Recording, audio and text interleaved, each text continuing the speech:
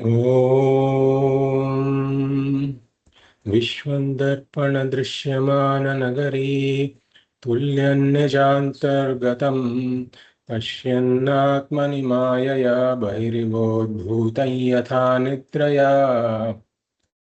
यस्साक्षात् कुरुते प्रबोधसमये स्वात्मानमेवाद्वयं तस्मै श्रीगुरुमूर्तये नम इदं श्रीदक्षिणामूर्तये। नारायणं पद्मभुवं वसिष्ठं शक्तिं च तत्पुत्रपराशरं च व्यासं शुकं गौडपदं महान्तं गोविन्दयोगीन्द्रमथास्य शिष्यं श्रीशङ्कराचार्यमथास्य पद्मपादं च हस्तामलकं च शिष्यं तन्तोटकं वार्तिककारमन्यान् अस्मद्गुरून् सन्ततमानतोऽस्मि। श्रुतिस्मृतिपुराणानाम् आलयं करुणालयं नमामि भगवत्पादं शङ्करं लोकशङ्करम्। शङ्करं शङ्कराचार्यं केशवं बादरायणं सूत्रभाष्यकृतौ वन्दे भगवन्तौ पुनः पुनः। परब्रह्मनिष्ठं स्वतो धर्मनिष्ठम् अहिंसैकनिष्ठं स्वशिष्यै सुजुष्टं यतीनां वरिष्ठं गुरूणां गरिष्ठं दयानन्दरूपं मदाचार्यमीडे। नमः श्री परमार्थाय संसाराध्यासनाशिने श्रोत्रिय ब्रह्मनिष्ठाय तस्मै ब्रह्मविदे नमः। सदाशिवसमारम्भां शङ्कराचार्यमध्यमाम् अस्मदाचार्यपर्यन्तां वन्दे गुरुपरम्पराम्। ॐ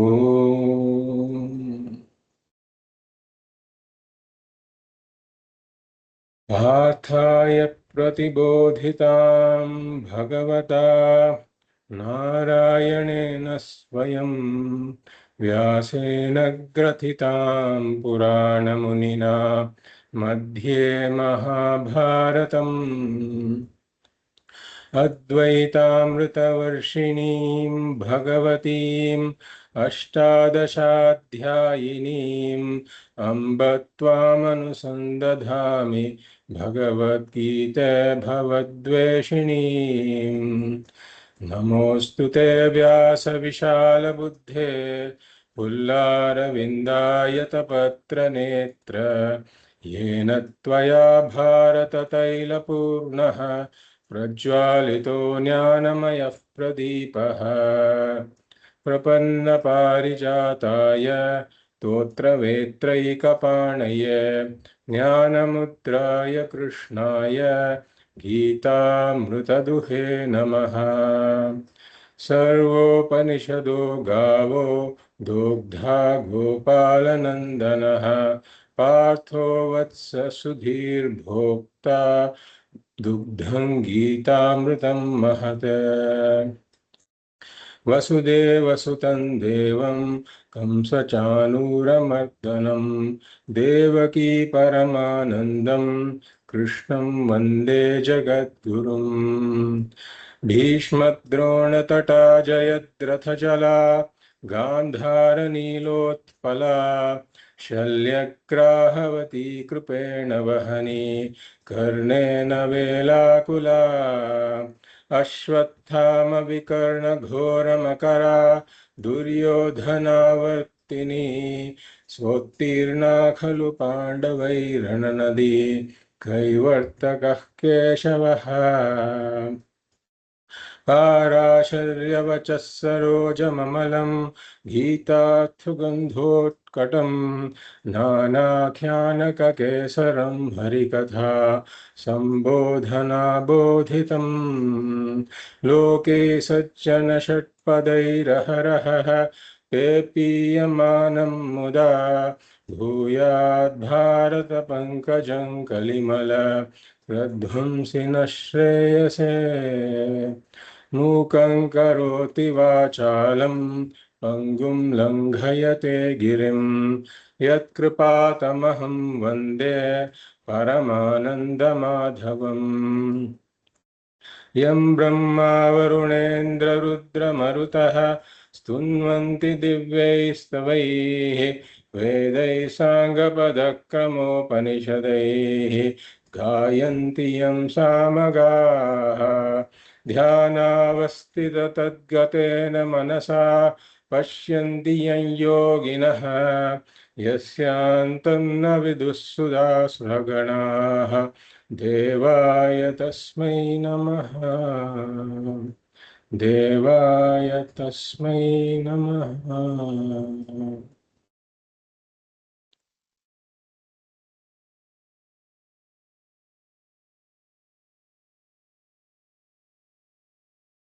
I welcome you all to the 7th class of our Bhagavad Gita study. We will read verse number 20 and the first half of verse 21 that we were covering in the last class. अथ व्यवस्थितान् दृष्ट्वा अथ व्यवस्थितान् दृष्ट्वा धातराष्ट्रान् कपिध्वजः धार्तराष्ट्रान् कपिध्वजः प्रवृत्ते शस्त्रसम्पाते प्रवृत्ते शस्त्रसम्पाते धनुरुद्यम्य पाण्डवः तनुरुद्यम्य पाण्डवः ऋषिकेशं तदा वाक्यम् ऋषिकेशं तदा वाक्यम् इदमाह महीपते इदमाह महीपते.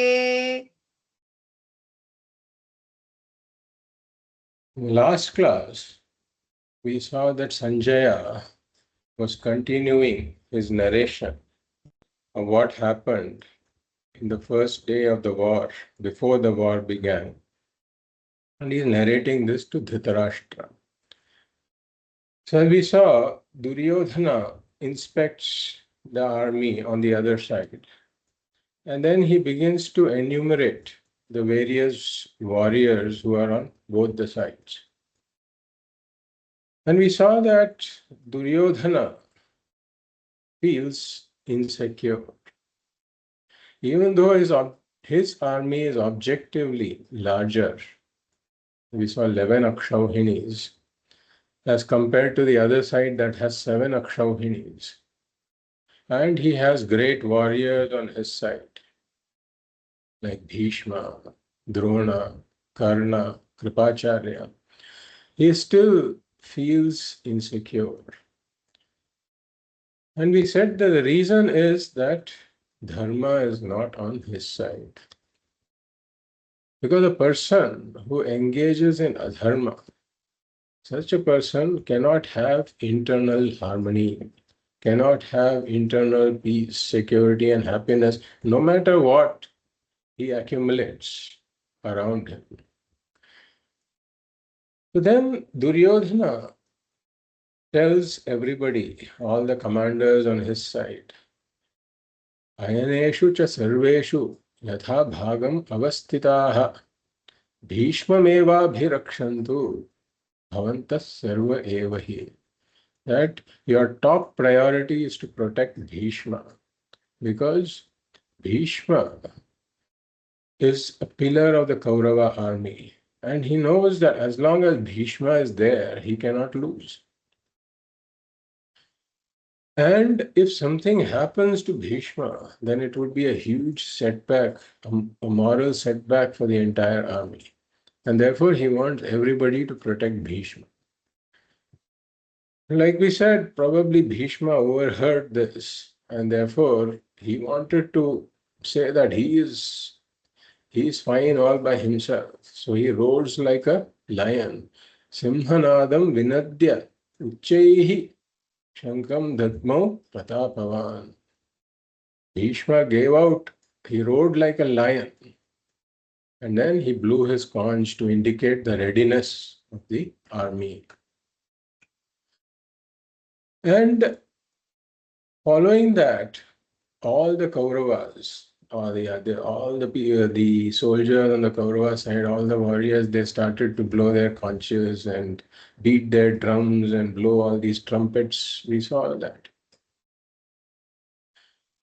And then on the Pandava side, we saw that Krishna and Arjuna, tataha shvetaihi hayaihi yukte mahati syandane sthitav madhavah pandavaschaiva divyau shankhau pradatmatuhu.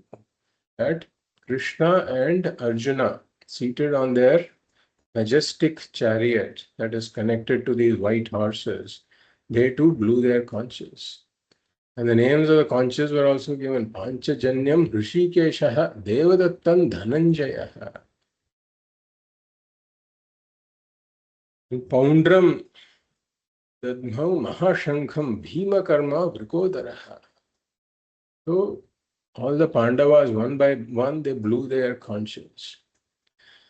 And that was followed by the others in the Pandava army. They too blew their conches. And as Vyasacharya says, prithak, separately they blew their conches from all the directions. So when these sounds started to come from all the directions, so ghosho dhatarashtranam hridayani vidarayate. So these sounds that were coming from all the directions, the sounds of these powerful divine shankhas from all the directions, that sound pierced the hearts of the sons of Dhritarashtra, he says. It vibrated, it vibrated and reverberated between the earth and the sky. Nabhascha prithvim chaiva.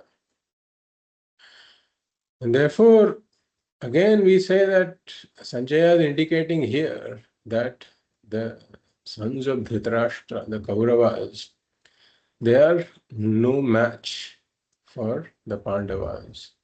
This is what Sanjaya is also indirectly indicating here.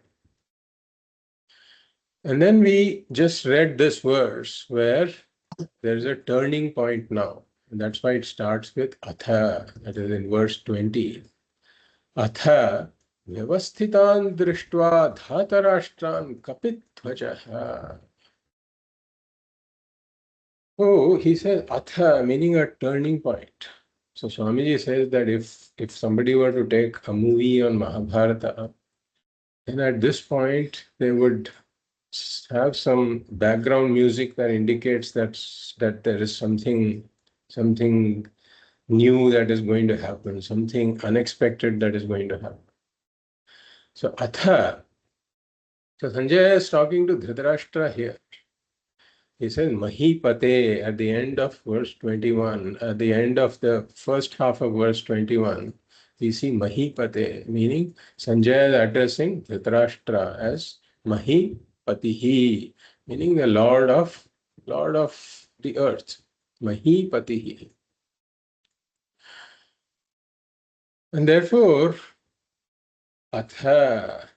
And then at what point was this exactly? So in the second half of verse 20, we see pravrutte shastra sampate. So this is what we call sati saptami, meaning that there are two words that are in saptami vibhakti here. Pravrutte shastra sampate. So we add a sati here. We can add a sati here, meaning that when the weapons were about to fall, when the arrows were about to fly. So it indicates a certain timing. Whenever you have Sati Saptami, it indicates a certain timing. Where something was about to happen or something is happening, at that point, something else happens. And therefore, a thought arises in Arjuna's mind as we saw. And this is an important thought because if Arjuna hadn't had this thought, then perhaps the rest of the Bhagavad Gita would not have been there. So now Arjuna, based on this thought, said something to Krishna, and that's why Sanjaya says, Aha, in the last line of, that is here, in the first line of verse 21, we see, Rishikesham tada vakyam idam aha. So aha, aha means said. So he said, he said. So who said? So here, if we look at the second line of the 20th verse towards the end, we have Pandavaha. So Pandavaha aha, meaning Arjuna said. And Pandavaha is said to be Kapidhvaja. Kapidhvaja here means Kapihi Dhvaje Dhvaje Yasya Saha, one who has the emblem of a monkey on his flag. And towards the end of the last class, we were seeing this story about how this is about Hanumanji, how Hanumanji came to be the emblem on the flag of Arjuna. We saw the two stories. One is where Bhima has this meeting with Hanumanji when they were in their Vanavasa in the Himalayas. And there Hanumanji blesses Bhima, saying that I will not join the war, but I will bless you, being on the flag as your emblem. So that was the first blessing from Hanumanji. And then we saw the second story where Arjuna meets Hanumanji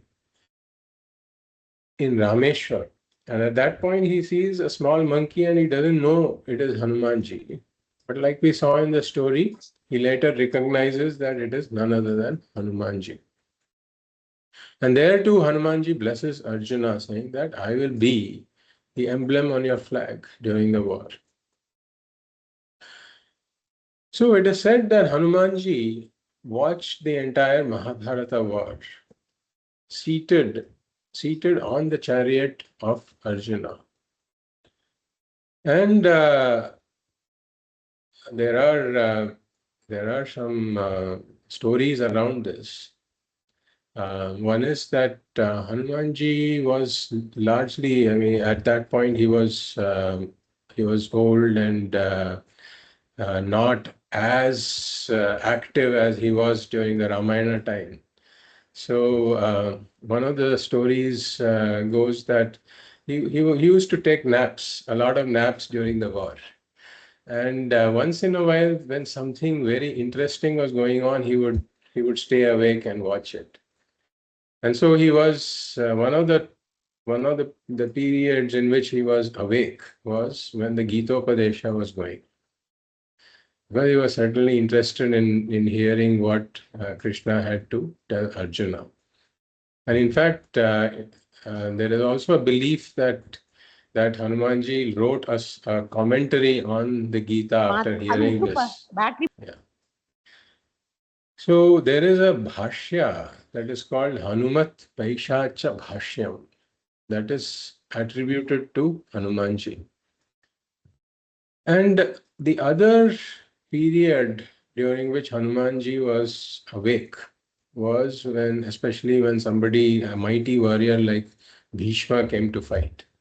So at that time, this is a lot like, during a T20 cricket match when things are going slow, maybe somebody's dozing off, but then when some hitter comes and he suddenly starts to hit and is about to change the game, then everybody wakes up and watches what is going on.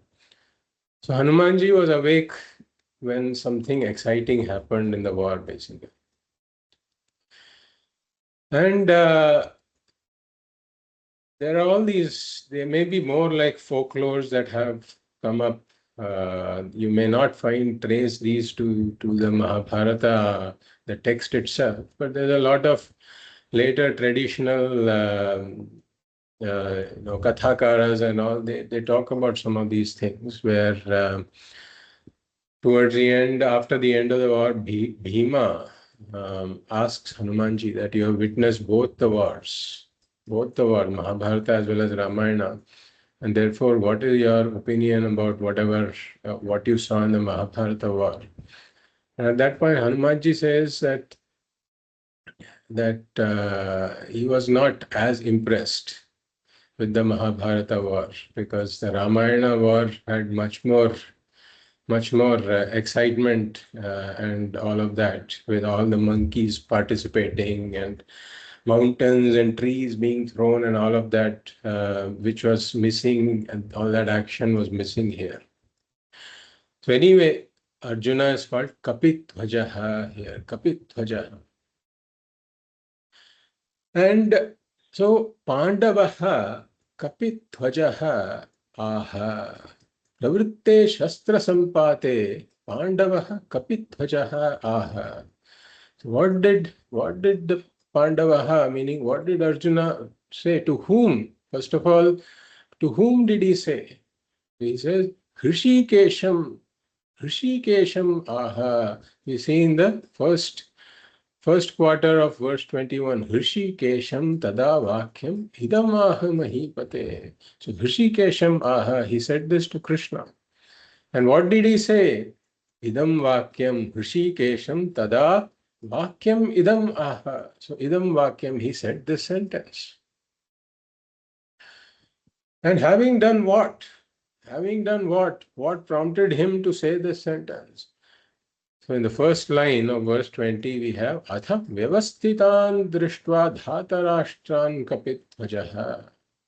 So Atha Vyavasthitan Dhatarashtran Drishtva, having seen that the sons of Dhritarashtra are ready for the battle. Vyavasthitan Dhatarashtran Drishtva. And then having done what? What else did he do before saying this? He says, Pravitte Shastra Sampate Dhanurudyamya Pandavaha. Dhanuhu Udyamya Pandavaha. Meaning he raised his bow.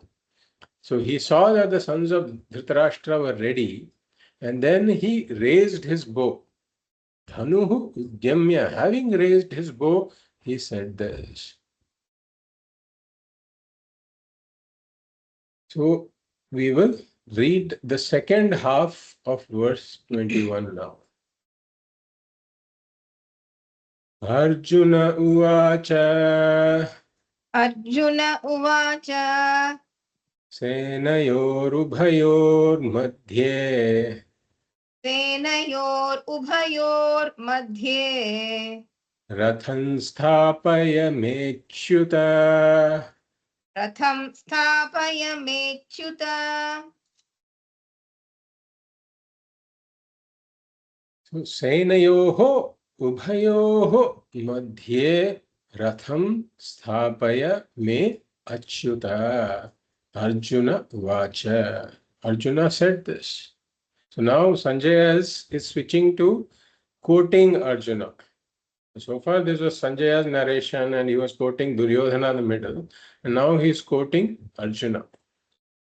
And what did Arjuna say? He said, Achyuta. At the end of verse 21, we have Achyuta. Me Achyuta should be broken as Me Achyuta. So he is addressing Krishna as Achyuta. So Achyuta means one who doesn't ever fall or doesn't ever slip. So Krishna is addressed as Achyuta for two reasons. First is that he is very, very trustworthy. As we saw that every time the Pandavas were in a difficult situation, then Krishna never slipped from helping them. He was always there for them. Therefore, he is called Achyuta. The second reason, which is more of a deeper meaning, is that one who never falls or slips into samsara. Every jivaha, because of his ignorance, falls into samsara, the disease of samsara, as we saw, ahankara, mamakara, raga, and then shoka, moha, all of that. Whereas Bhagavan knows that I am Purnaha, I am ever Purnaha. And therefore Bhagavan never mistakes himself to be a limited individual who has to struggle in the world. And therefore he is ever free of samsara, he is ever liberated, and that's why he is called Achyuta. So here, what does Arjuna tell Krishna? He says, Hey Achyuta, oh Krishna, Sthapaya. He says sthapaya. Sthapaya meaning place. He's giving, it's a command he's giving, saying place. Place what? Ratham sthapaya. Place the chariot. Whose chariot? He says, Me ratham sthapaya. Place my chariot. Me ratham sthapaya. And where to place it? He says, Senayoho Ubhayoho Madhye. In the middle of the two armies, place my chariot, he says. So we can see Arjuna's mindset here, that at this point he is looking at Krishna as his driver, basically. And he is telling him to place my chariot, he says. He says, that to my chariot. So you are sitting in my chariot, you are my driver, place my chariot in the middle of the two armies. So there must be a lot going on in Arjuna's mind at this time, because this is perhaps the moment that he has been waiting for after so much torture by the Kauravas, for all of that adharma they have inflicted. So this is the time when dharma can be re-established, and therefore it is an important moment. Therefore, Arjuna is preoccupied with all of this, and he's commanding Krishna to do this. You will read verse 22. Yavadetan niriksheham यावदेतान् निरीक्षेऽहम् योद्धुकामानवस्थितान् योद्धुकामानवस्थितान् कैर्मया सह योद्धव्यम् कैर्मया सह योद्धव्यम् अस्मिन् रणसमुद्यमे. अस्मिन् रणसमुद्यमे. This is a bit of a continuation from the previous verse, because he has said, place my chariot in the middle of the two armies. So now he is giving an associated instruction there. He says, Yavad aham nirikshe. So Yavad etan nirikshe aham.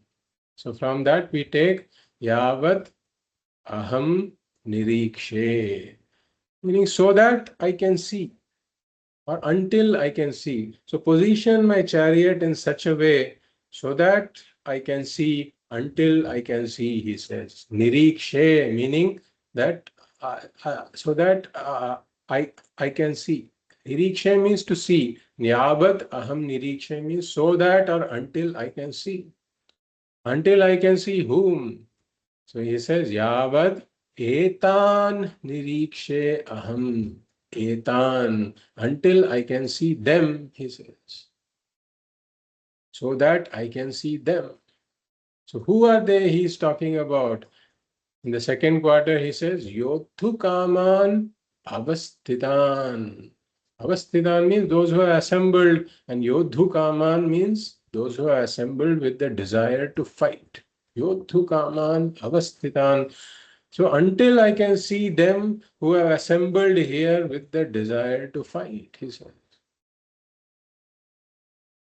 And then in the second line he says, Kaihi maya saha yodhavyam. So Kaihi saha, with whom? Kaihi saha means with whom? Maya yodhavyam, I have to fight. So I want to see them with whom I have to fight, basically he says. Those who are assembled here with the desire to fight and with whom I have to fight. Kaihi saha maya yodhavyam. And where does he have to fight? Asmin ranasamudyame. So at the onset of this battle, asmin ranasamudyame. At the onset of the battle, those who have assembled here with a desire to fight, with whom I have to fight, until I can see them, so that I can see them, you position my chariot, he says. We'll read verse 23. Yotsyamanavekseham. योत्स्यमानानवेक्षेऽहम् Ya etetra samagataha. य एतेऽत्र समागताः धातराष्ट्रस्य दुर्बुद्धेः धार्तराष्ट्रस्य दुर्बुद्धेः युद्धे प्रियचिकीर्षवः युद्धे प्रियचिकीर्षवः योत्स्यमानान् अवेक्षे अहम् ये एते अत्र samagataha. So he says, aham avekshe. I wish to see, he says. I wish to see. And whom does he wish to see? He says, Yotsyamanaan. Tan Yotsyamanaan. We can add a tan here. Because a ye is used, meaning there is a relative pronoun. So to tie that relative pronoun to something concrete, we can add a tan in the verse. So tan Yotsyamanaan. Aham tan yotsyamanaan avekshe. I wish to see them who have come here with the intention to fight.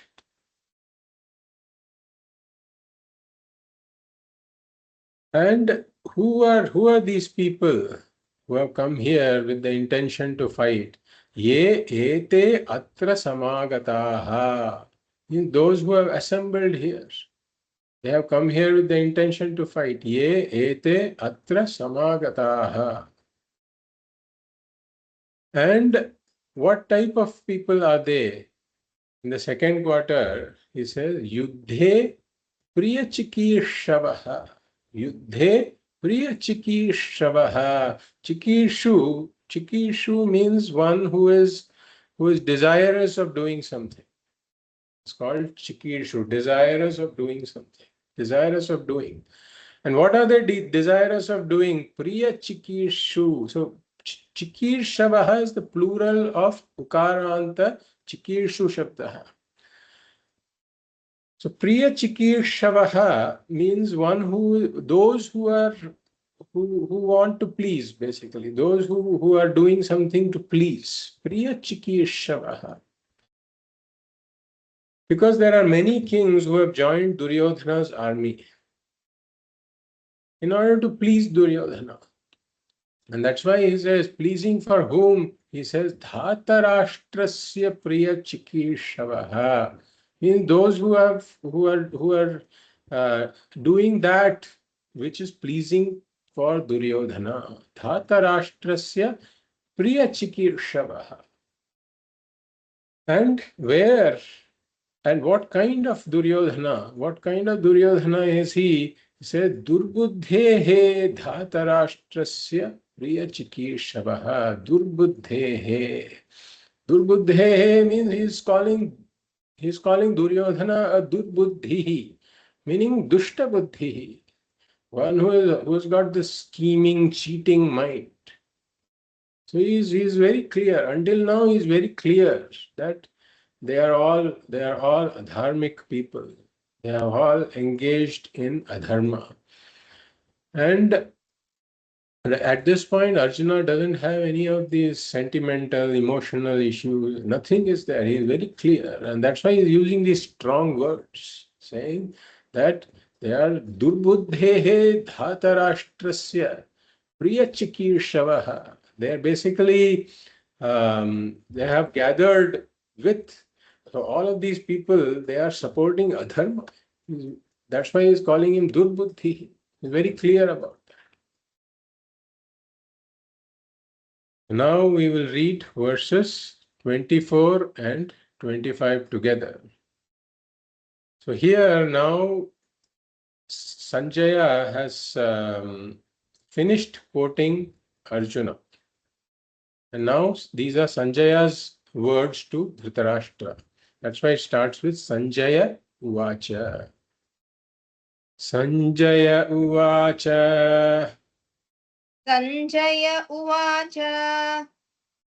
एवमुक्तो हृषीकेशः एवमुक्तो हृषीकेशः गुडाकेशेन Bharat गुडाकेशेन Bharat सेनयोरुभयोर्मध्ये सेनयोरुभयोर्मध्ये स्थापयित्वा रथोत्तमम् स्थापयित्वा रथोत्तमम् भीष्मद्रोणप्रमुखतः भीष्मद्रोणप्रमुखतः सर्वेषां च महीक्षिताम् सर्वेषां च महीक्षिताम् उवाच पार्थ पश्यैतान् उवाच Partha पश्यैतान् समवेतान् कुरूनिति समवेतान् कुरूनिति. As we said, Sanjaya is continuing his narration now about what happened after Arjuna said those words, saying that position my chariot so that I can see who all have assembled here to fight. So Sanjaya says, Bharata. So towards the end of the second quarter of verse 24, we have Bharata.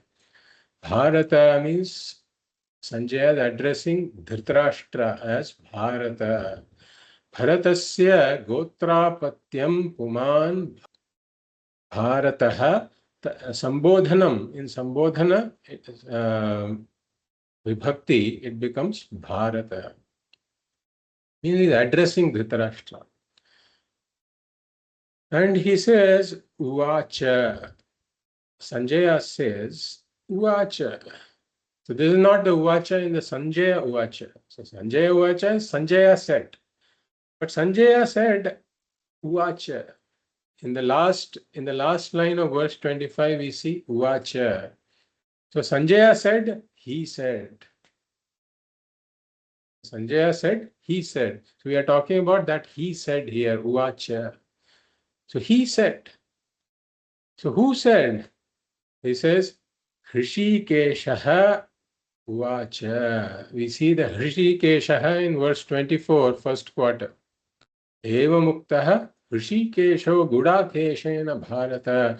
So we have to connect the Uvacha in the last, in the verse 25, second half, Uvacha. We have to connect it with Hrishikesha in the first half of verse 24. Hrishikeshaha Uvacha. So he's addressing Krishna as, he's referring to Krishna as Hrishikeshaha. Hrishikaanam Indriyanam Ishaha. Hrishikeshaha, meaning the Lord of the sense organs. One who is the Lord of the sense organs is called Hrishikeshaha. Hrishikaanam Indriyanam Ishaha. And what kind of Hrishikeshaha is he? What kind of Krishna is he? He says, Evam Uktaha Hrishikeshaha. Evam Uktaha Hrishikeshaha means one who was commanded in this manner by Arjuna. Evam Uktaha Hrishikeshaha. The Hrishikeshaha who was commanded in this manner said this, he says. And by whom was he commanded? He says, Evam Uktaha Hrishikeshaha Gudakeshena. So he was commanded by Gudakesha. Gudakesha is another name for Arjuna. Gudaka refers to sleep or tamoguna. So Gudaka is Nidra. Gudaka, Nidra, Tasyaha Ishaha. Is one who has gained mastery over sleep or tamoguna is called Gudakesha, and that is Arjuna. So here, having the one who was commanded by Arjuna in this manner, such a Hrishikesha, said this, he says. And having done what does he say this? He says, Rathottamam sthapayitva. In the last part of verse 24, we have sthapayitva rathottamam. So having placed the chariot, having placed that great chariot, Krishna said this, he says. And where did he place the chariot? Senayoho ubhayoho madhye. In between the two armies, Krishna placed the chariot and said this to Arjuna. And again, where did he place the chariot? In the second verse, that is verse 25. In the beginning, we have Bhishma Drona Pramukhataha Sarveshancha Mahikshitam.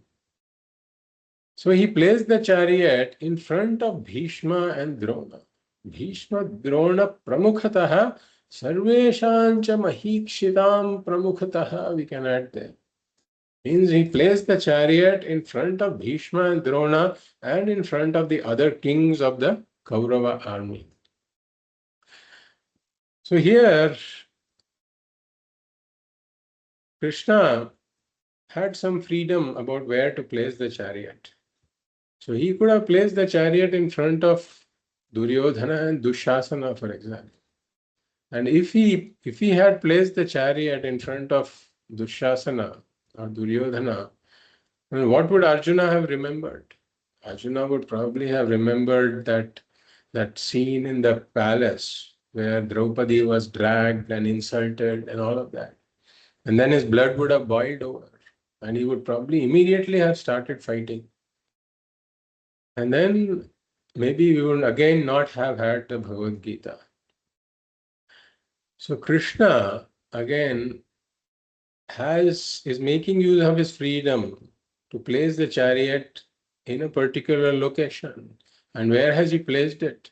He says Bhishma Drona Pramukhataha. In front of Bhishma and Drona, he places this.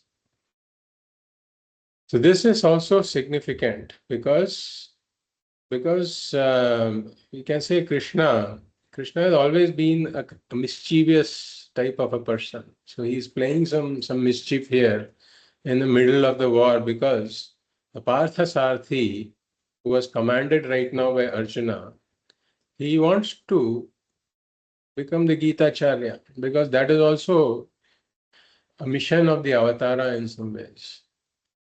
The Avatara has the mission Paritranaya Sadhuna Vinashaya Cha Dushkritam, all that is there. But then to give out and re-establish the teaching is also a mission of the Avatara. And therefore, Krishna had to do this. And he senses that this is the right time for the teaching to be given. And therefore, he has placed the chariot in front of Bhishma and Drona. And then he says, probably he looks back at Arjuna. So now Krishna's first words in the Gita come here, even though there's no Bhagavan Uvacha here.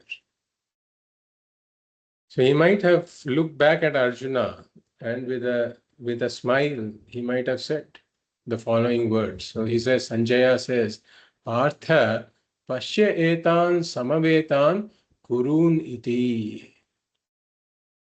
So he says, hey Partha, at the end of verse 25, he says, Uvacha Partha Pashyetan Samavetan Kurun iti. So he might have turned back to Arjuna and said, hey Partha, hey Arjuna, Pashya, look at these. Pashyetan Samavetan Kurun iti. Look at these Kurus who have assembled here, he says. So now,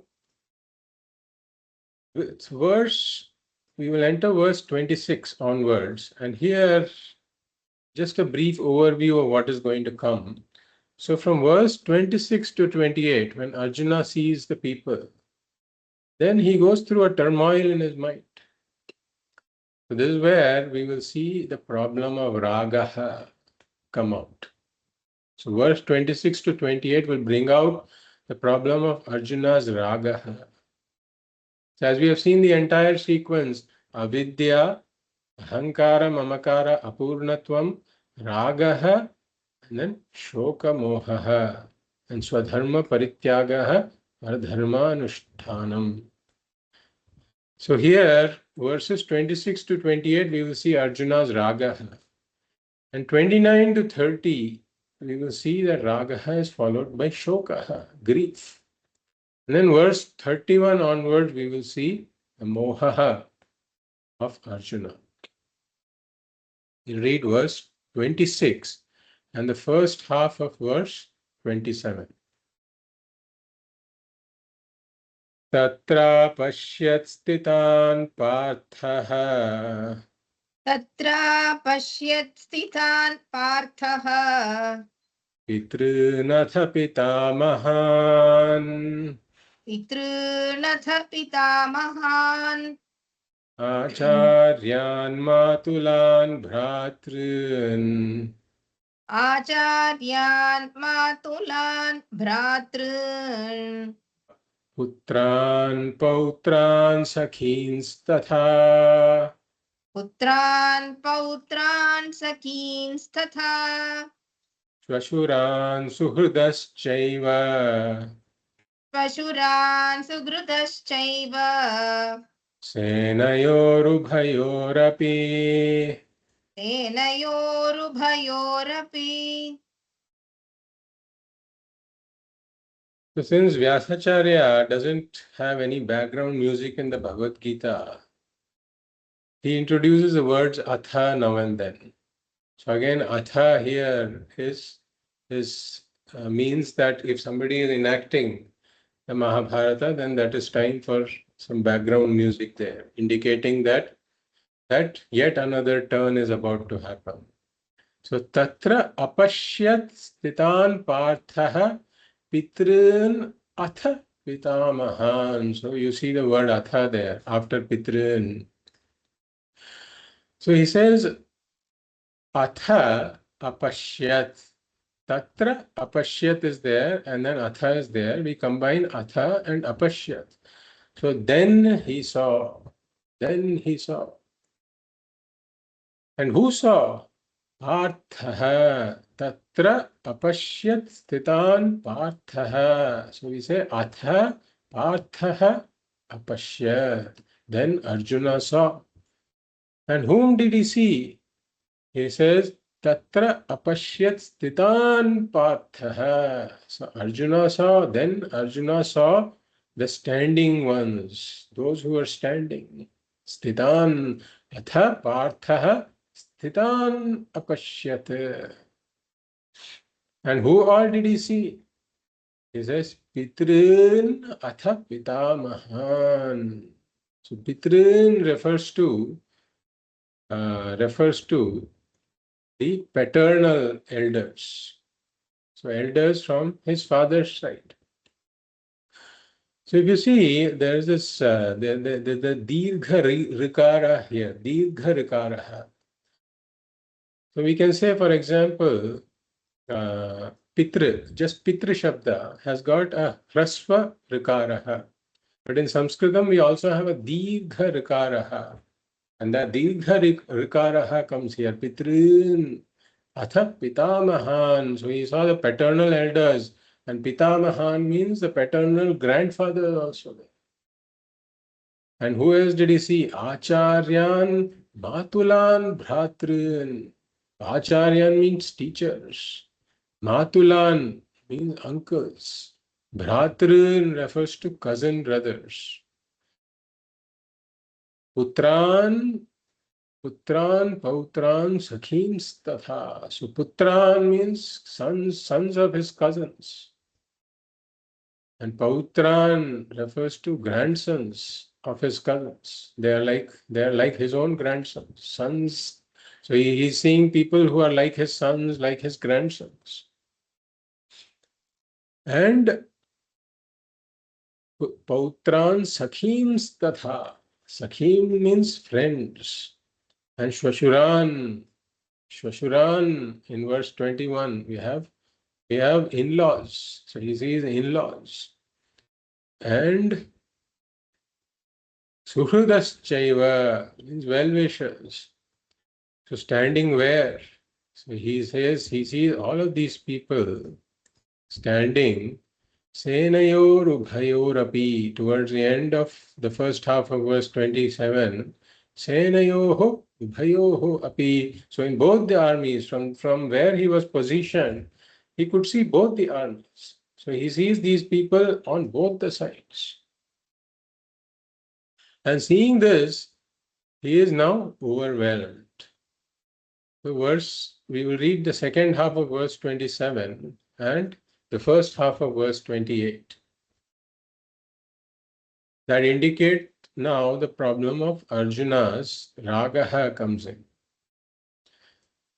Tan samikshya sa kaunteyaha तान् समीक्ष्य स कौन्तेयः sarvan bandhun avasthitan सर्वान् बन्धूनवस्थितान् कृपया paraya कृपया परयाविष्टः विषीदन्निदमब्रवीत् विषीदन्निदमब्रवीत्.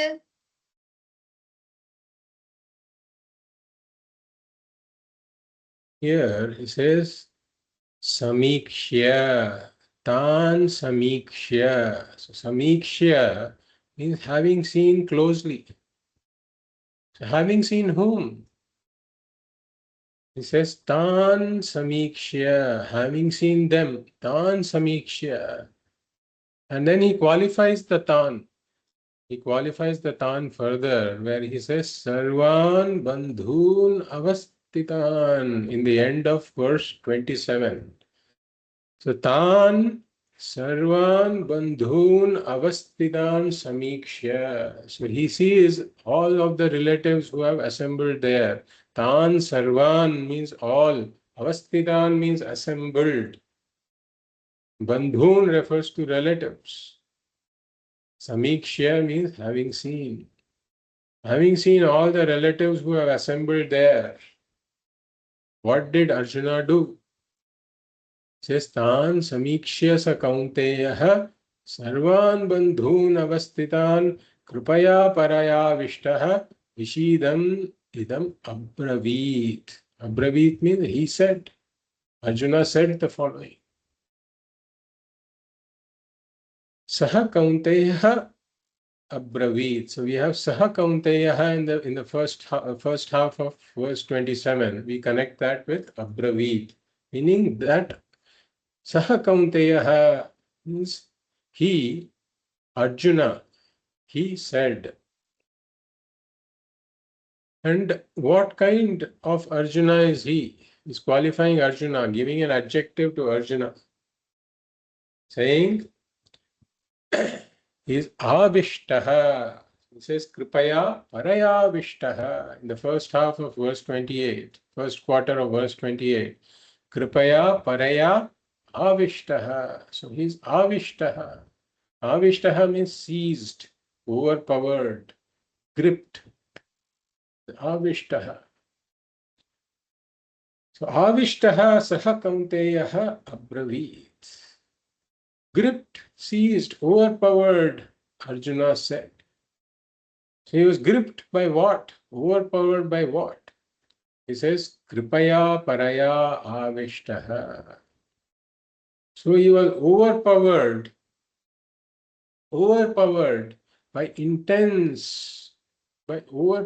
by you can say intense compassion in a manner of saying. You can use the word compassion, but here it is really misplaced compassion. Overpowered by compassion, but here we should not literally take it as compassion, but it is misplaced compassion that is arising out of his problem of ragaha. Because really speaking, as we have seen, the compassion that is not a product of ragaha. For example, if you were to take the compassion of a jnani, the compassion of a jnani is really a virtue that arises from the knowledge that I am Purnaha. I am one with Ishvaraha, limitless, full and complete. And such a compassion is arising from the fullness of a jnani, for example.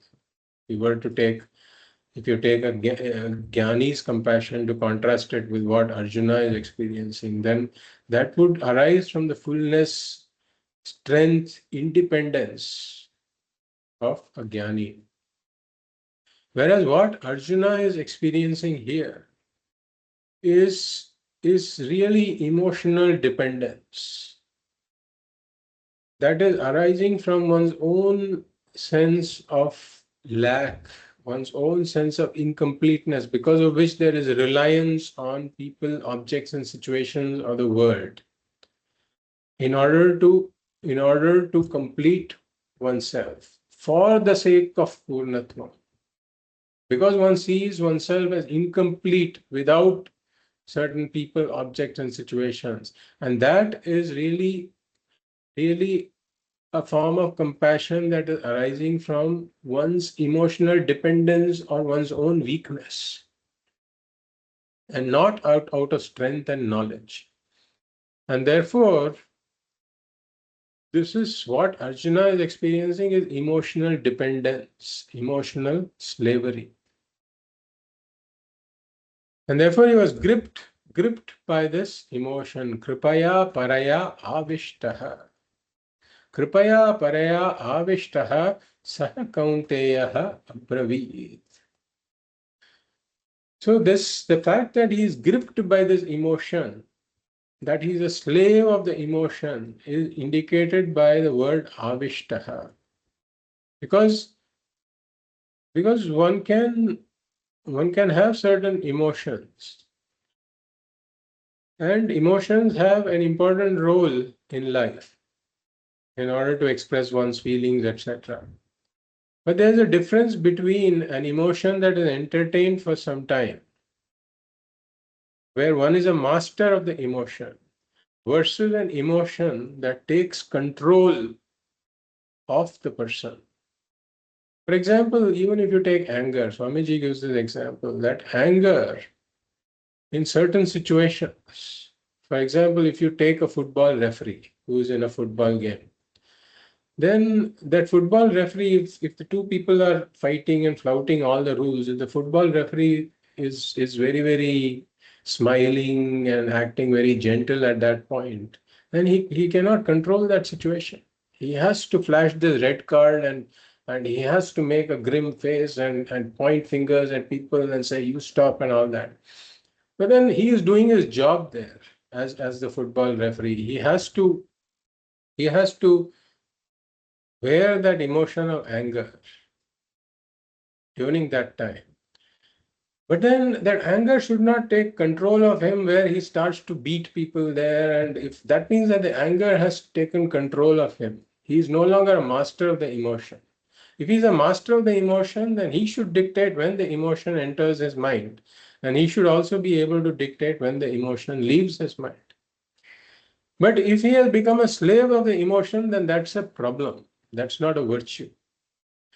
And therefore, avishtaha indicates that Arjuna has been taken over by emotion here.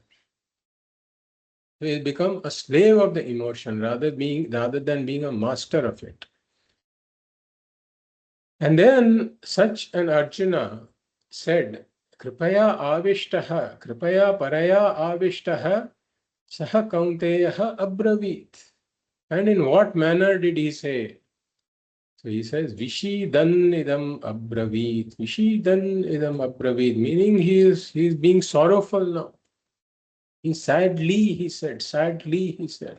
So that emotion of raga, that has now produced the next effect. It's producing the next effect of shokaha that is visible here. Vishidan idam abravit. So raga is there, this emotional dependence is there. As we have said, sorrow is inevitable. Sorrow is inevitable if raga, emotional dependence is there. And therefore, the next product is now about to come. And we don't know this ragaha or emotional dependence is like a lurking disease. It will produce its symptom of sorrow definitely. But until that symptom of sorrow is produced, we don't even know that the attachment is there. Because we have not paid attention to the fact that the attachment is developing or it is there. And this is the human problem, as we will say. This is not just Arjuna's problem. So this ragaha, or this problem of emotional dependence, it is like a silent disease that lurks within.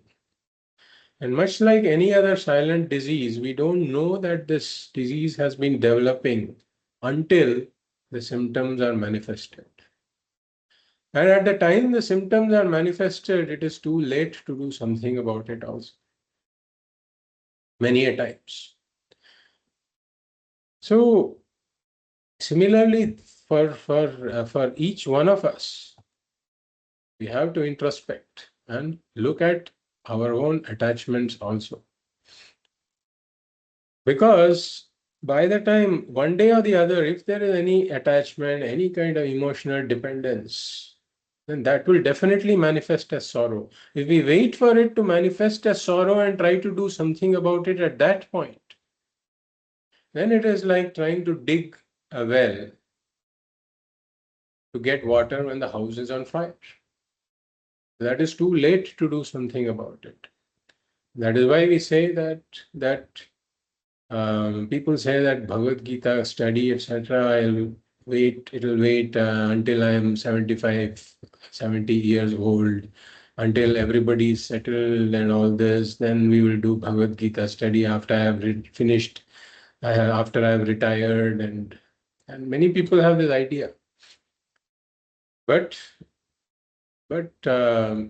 here we see an important reason why a shastra like Bhagavad Gita, one has to start on it even at a younger age. Try to develop an idea of the fundamental human problem, what the fundamental human problem is and what the solution is, and try to take baby steps towards solving it. Try to become more aware of what is going on within our minds. So all of this can be done at a younger age also, and ideally should be done at a younger age. Even if one is not able to fully implement whatever the Bhagavad Gita says, still whatever one can do at a younger age, one can try to do it. And this sorrow is proportional to the attachment that one has developed. The sorrow is always proportional to the attachment. Therefore, here in Arjuna's case, the attachment is intense, and therefore the sorrow is also intense. Therefore, Vishidan idam abravit. Sorrowfully, he says. And what caused this internal sorrow? What causes this sorrow? So we have to fill in the gaps. Sanjaya is not saying everything here, but we have to imagine ourselves. The moment he sees Bhishma and Drona, and if this was a movie, then they would have shown a flashback, for example. A flashback when suddenly Arjuna remembers his childhood days when he was interacting with Bhishma and Drona. He was perhaps sitting on their lap and listening to stories, and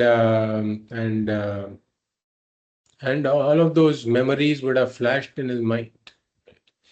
So so now he's contrasting the current situation with how things were, and so that is taking over his rational mind. From being a rational person, he's becoming more of an emotional person. And from that soldier who was here to as the guardian of dharma, he's now coming down into samsara, into sorrow. And what did he say? He said, Vishidan idam abravit. He said this. Vishidan idam abravit. He said this. And what did he say? We will read verses 28 and the first half of verse 29.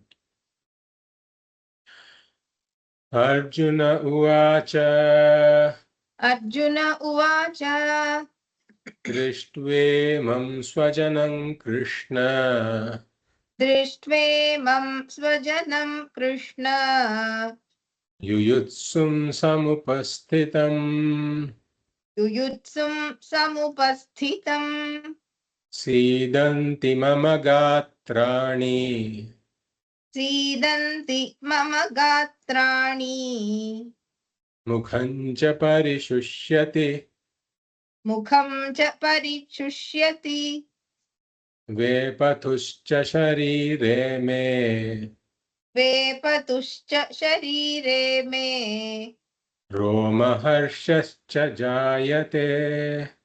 Romaharshascha Jayate. So just a short note about the pronunciation of some of these verses. So ideally, we should look at whether swara is hrasva or dirgha. Sidanti mama gatrani, sidanti mama gatrani. So that is a hrasva swara. So there we stop with sidanti mama gatrani. Right. And mukhancha parishushyati. So wherever there is hrasva, we try to have it as hrasva, and wherever it is dirgha, we try to pronounce it as dirgha. So I'm not getting a lot into the chanting aspect of the verses here, although chanting is an important aspect for parayana. We will not have time to get into the specifics of the chanting, but wherever possible, I'll try to just highlight some areas like this so that we can improve on our own chanting as we do the parayana. So far the symptoms of ragaha were given, where Arjuna where Arjuna says tan samikshya kaunteyaha sarvan bandhun avasthitan. So his ragaha comes out, and then vishidan idam abravit. So now he's experiencing shokaha. And as we said, that the silent problem of ragaha is now manifesting as the symptom of shokaha. And we have to always recognize that this is not just Arjuna's problem. Right? This is every human being's problem, because every human being has this problem of ragaha, or attachment, emotional dependence upon an unstable, unreliable, unpredictable world, changing world. So the object of the attachment just happens to be different. In case of Arjuna, there was a certain set of people and situations that he was attached to. But in case of every human being, we have to look within ourselves and identify our own sources where we have emotional dependence. So here, in case of Arjuna, the problem is so intense that the problem now spills over from the mind to the body. So if the problem is relatively less, then the problem can be contained within the mind, and one can perhaps even sport a smile when one is experiencing some turmoil in the mind.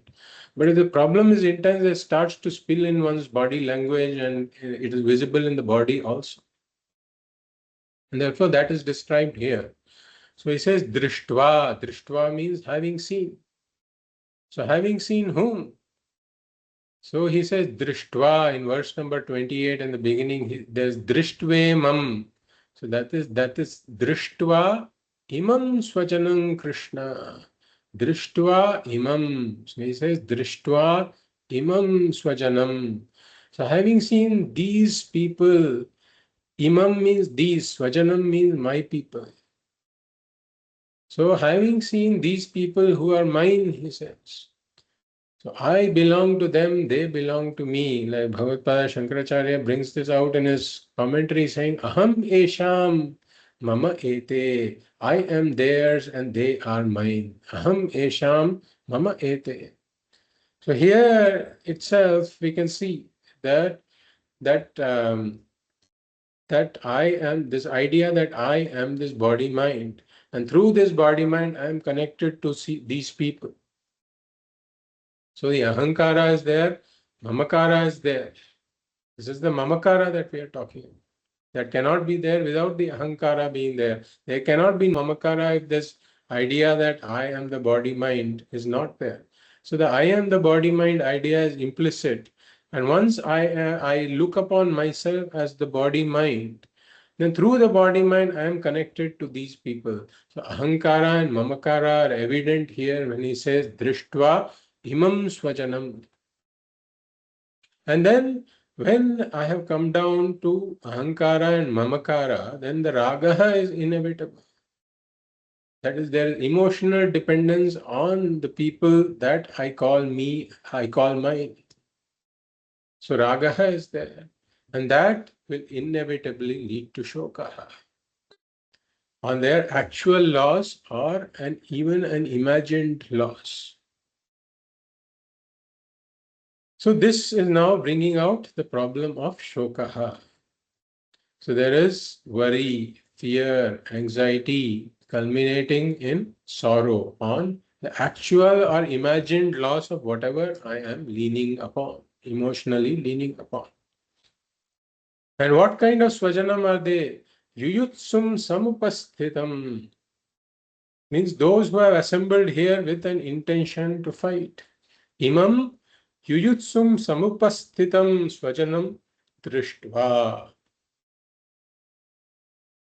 So he says, Drishtvemam Swajanam Krishna. So he says, Hey Krishna, Imam Yuyutsam Samapastitam Swajanam Drishtva. Having seen these people, my people who are assembled here with the desire to fight, he says in the first half of verse 29, we see Sidanti Mama Gatrani. Sidanti Mama Gatrani, means my limbs. Mama gatrani means my limbs. My limbs are losing strength, he says. Sidanti mama gatrani. So how did such a thing happen? See, we are talking about the flashback. Of course, the flashback is there. But just one thought cannot bring about such a transformation. Generally, when there is emotional turmoil that reflects at the level of the body, etc., that means that a certain thought pattern has been repeated. A certain thought pattern has been repeated. And therefore, it is a build-up. This problem is because of a build-up of thought, where a certain thought is repeated again and again. So, for example, there are many situations where the first thought cannot be avoided. The first thought comes in a mind. But then the question is, do I continue to cooperate? Do I continue to cooperate and fuel the thought? Or do I choose to stand apart and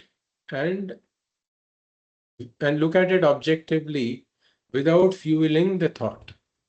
So in this case, Arjuna, a certain thought of attachment arose in Arjuna's mind, but then he has given it more fuel. He has added more fuel to the fire, and therefore it's like a small, something starts like a small spark, right? There is a small spark. And then you continue to fuel it, and then it becomes a flame, and then you continue to fuel it, and it becomes a conflagration that starts to burn you. So it starts to take control of the personality. This is how a thought, an emotion can take control of a certain person, because that cannot happen without cooperating with it in some way. So Arjuna has cooperated with the thought that arose and fueled it further, and now his limbs are feeling weak. So he says, Sidanti mama gatrani, and then he says, Mukhanja parishushyati. My mouth has become dry. He says, Mukhanja parishushyati. And then Jayate, he says, Jayate. He says it arises. What arises? Vepathuscha, Vepathuscha, Vepathuhu, Vepathuhu cha, Vepathuhu cha. Means trembling is arising in my body, he says, trembling. Vepathuhu cha, Roma harshascha jayate, Roma harsha cha jayate. So there is trembling in my body, and hair is standing on one end. So, All of these things are happening, and where are they happening? Sharire me. He says, Sidandi mamagatrani mukhancha parishishyati. My mouth is dry, my limbs are weak, and there's trembling in my body, my hair is standing on its end. We'll read verse 30. Gandivam samsrate hastat. गाण्डीवं संसृते हस्तात् Tvakshaiva paridahyate.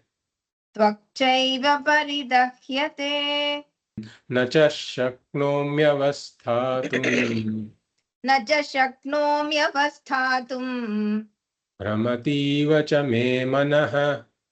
रमतीव च मे मनः. Then he says samsrate. Samsrate means it is slipping.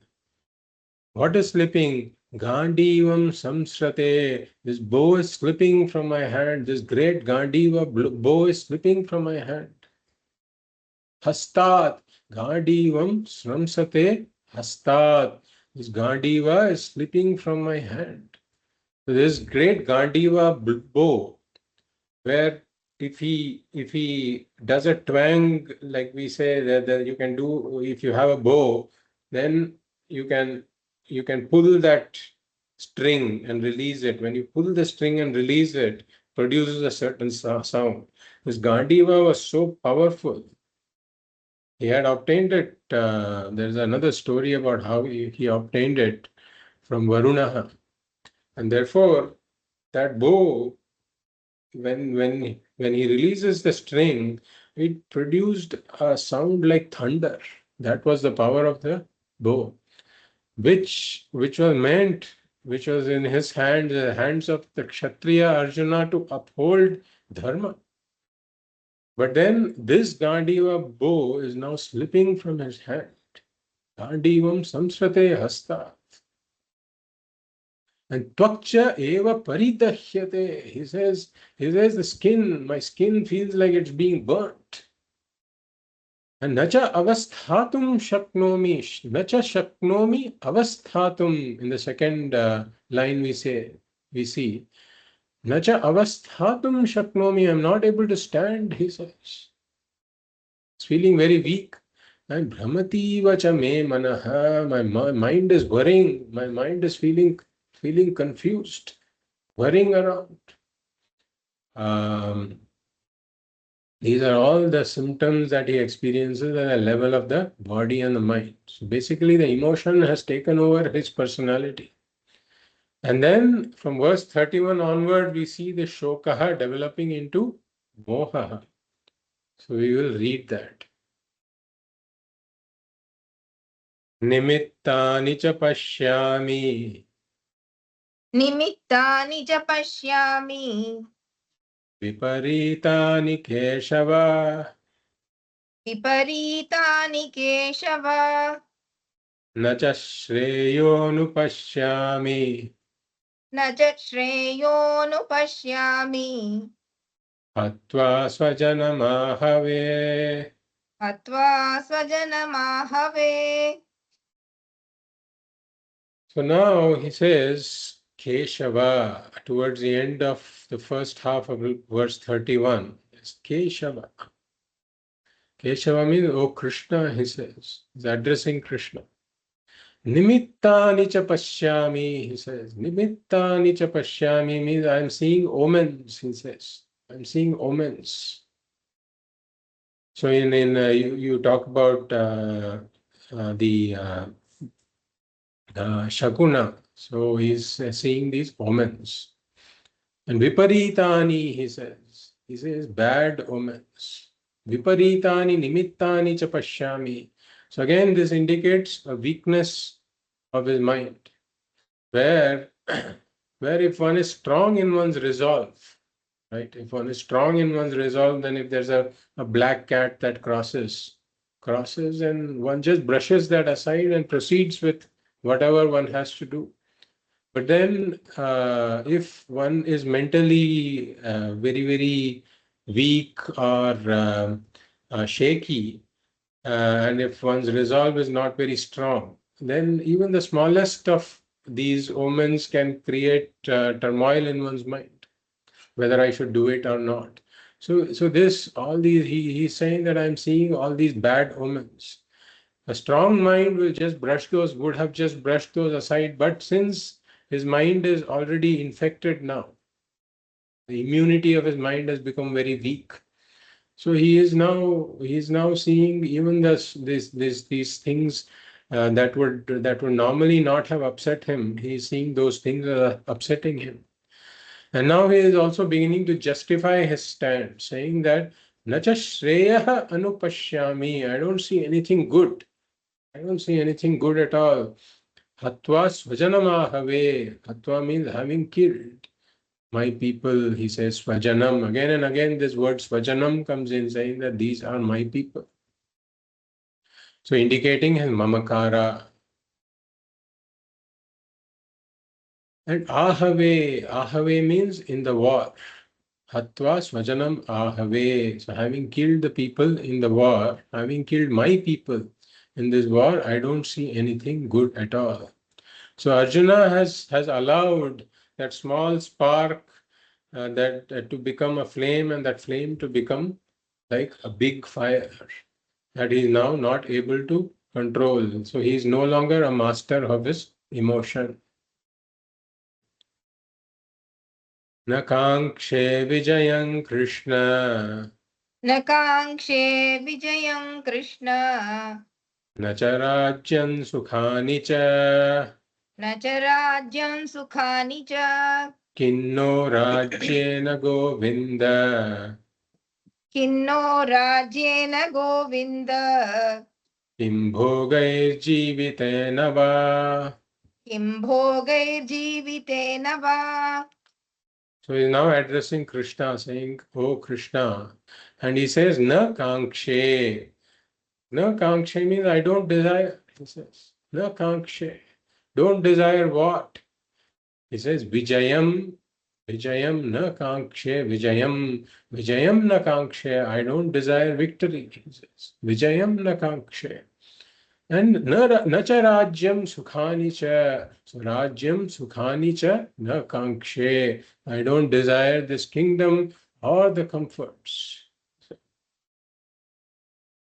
And then he is addressing Krishna as Govinda in the second line. Kinno rajyena Govinda. He is addressing Krishna as Govinda. So Govinda, the meaning of the word Govinda. So the word go refers to the Vedas. Of course, there's a common meaning that the word go refers to the cows and also to the Prithvi. These are all the common meanings. And so therefore, the one who protects the cows is called Govinda. There are the common meaning, but there is also an interesting meaning that the word go also refers to the Vedas. And therefore, Gobhihi refers to through the Vedas. Vindate, Gobhihi, Vanibhihi, Vedantavakyaihi Vindate iti Govindaha. Meaning the one who is known through the Vedas, through the Vedanta Vakyas, is also called Govinda. So he is addressing Krishna as Govinda here. Rajyena bhogaihi jivitena va nah kim. So in the second line we have Kimno Rajyena Govinda. We split that as Kim Naha Rajyena Govinda. Kim Bhogaihi Jivitena Va. So he says Rajyena Nah Kim. So with this kingdom, what do we attain? Bhogaihi Nah Kim. With these comforts, what do we of what use are they? Jivitena Va Nakim, meaning through living, after these people have died by living, of what use it is. So he begins to feel that the whole life is meaningless. The whole life is empty. So again, he's trying. This clearly shows his emotional dependence. So he feels that without all these people,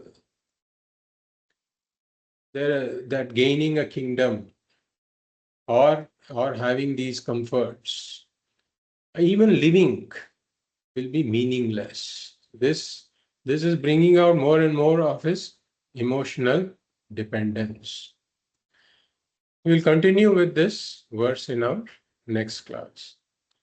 Om Purnamadah Purnamidam Purnat Purnamudachyate Purnasya Purnamadaya Purnameva Vashishyate Om Shanti Shanti Shanti Hari Om Shri Gurubhyo Namaha Hari Om